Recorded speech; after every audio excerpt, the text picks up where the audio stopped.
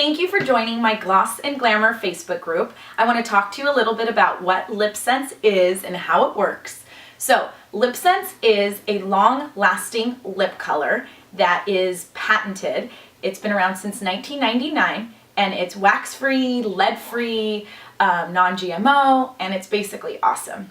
So, the way you apply it is, first you need to make sure your lips are clean. Next, you have to shake the color. You will apply 3 layers going in one direction.